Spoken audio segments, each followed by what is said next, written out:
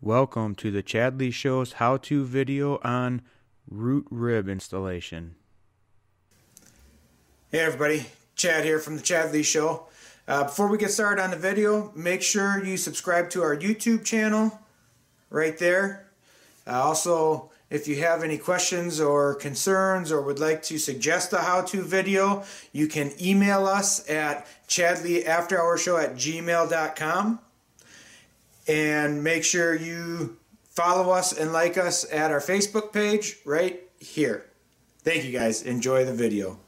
Hey everybody, Chad here from the Chadlee Show. Today I'm going to be showing you how to install the root rib. This will be installed 90 degrees to my building table.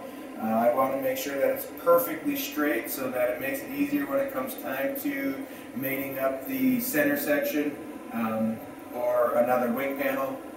You can check out a different how-to video on that one that I'll do as soon as I get to that point in this build.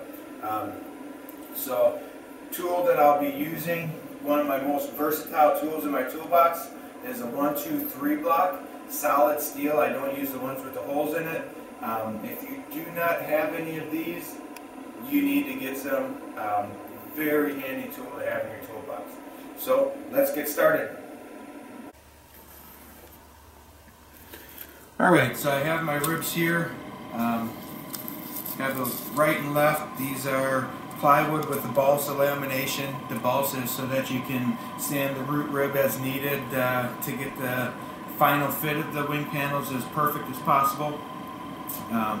So make sure you have right and left. I always keep my match pairs together.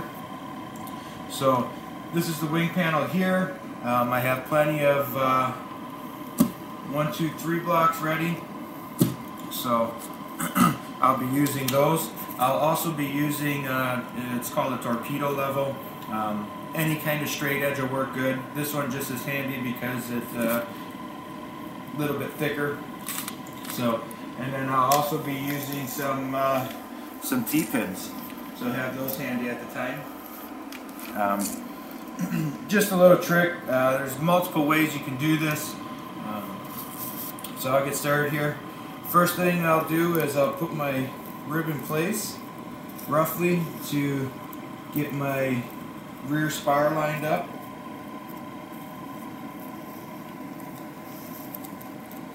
Alright. Now that I have the rear spar lined up, I'll use a T-pin to pin the rear spar in place, so that it doesn't move and it's held tight to the table. Alright, now what I'll do is I'll set my 1-2-3 blocks up, and I'm going to use 3 of them for this one on this side. You buy these in pairs, so I have that. And then I'll take and I'll get the back of the rib lined up properly and the front of the rib lined up properly.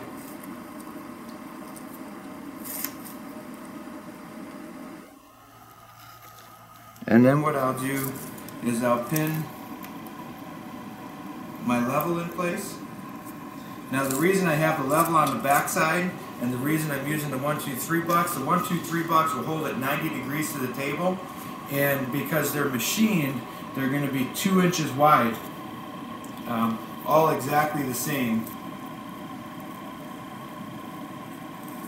and that allows me to make sure that I don't have a bow in the center, either in or out, because I have the center one in here that also holds it in place.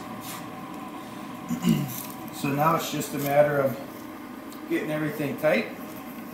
I'll put another 1-2-3 block on the back side of each one of these. That'll help hold my rib 90 degrees. Now there's no way it can tip in or out.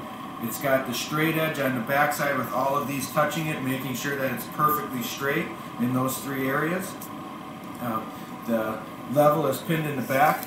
I'll just do another double check to make sure that everything's lined up properly, and everything is lined up properly.